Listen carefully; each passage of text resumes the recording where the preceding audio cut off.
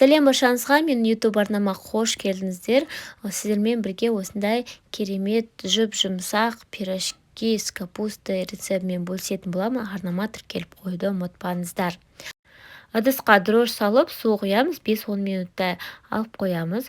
Одан соң ұн қосып, араластырып, жарты сағатқа бетін алып қоямыз. Ол жері видеоға түспей қалыпты. Содан соң жарты сағат өткеннен кейін қалған дрожьға су қойып алып қоямыз.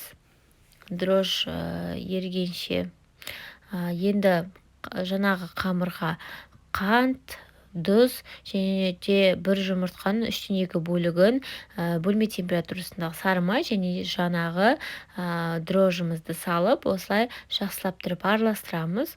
Одан соң міндетті түрде илегіштен өткізілген ұнды қосып, қамыр илейміз. Артық қамыр қосудың қажеті жоқ. Бізде жұп-жұмсақ қамыр дайын болады. Міне, енді қамырымызды доскамызға немесе силиконный ковриктің үстіне қойып, осылай жақсылап тұрып, қолмен иіні қанығанша осылай илеп шығу қажет.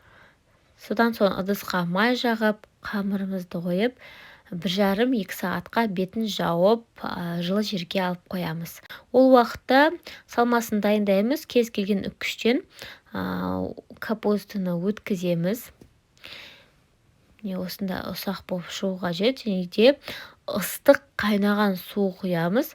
5-10 минут қалып қоямыз. Капустаның қышқылы кету қажет. Енді көбіктап жуаны тураймыз.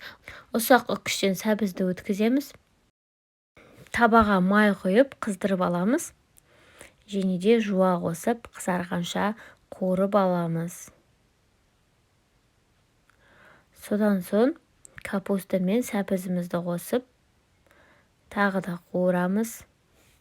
Сары май, тұз, қара бұрыш қосып, тағы да 5-10 минуттай қуырамыз.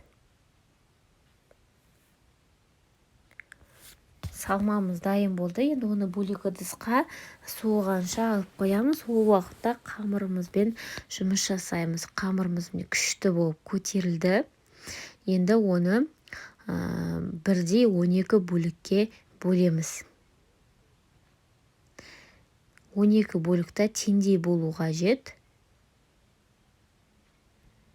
Енді әр қайсын домалатып, осылай дәл видеодағыдай етіп жасап шығыңыздар.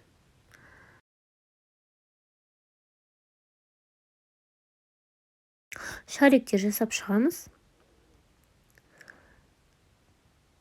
Содан соң әр шарикті қолдың немесе оқтаудың көмегімен жайып шығамыз. Содан соң ортасына салма саламыз.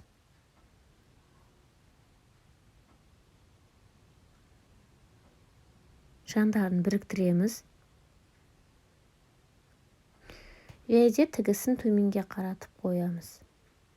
Қалған пирожкилерді де дәл осылай видеодағыдай етіп жасап шығамыз.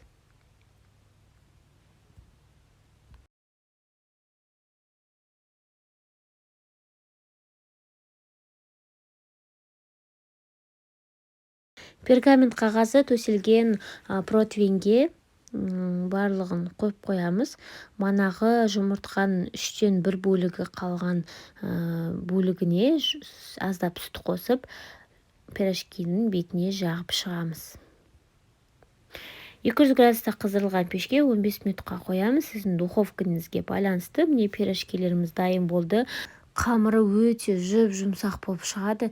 Кім қамырмен жұмыс жасалмайды, соның өзінде шығатын болады. Жасап көріңіздер. Егер ұнаса, лайк басып пікір қалдыруды ұмытпаңыздар. Мені арнама тіркеліп қойыңыздар. Сіздермен бірге болған мархабат.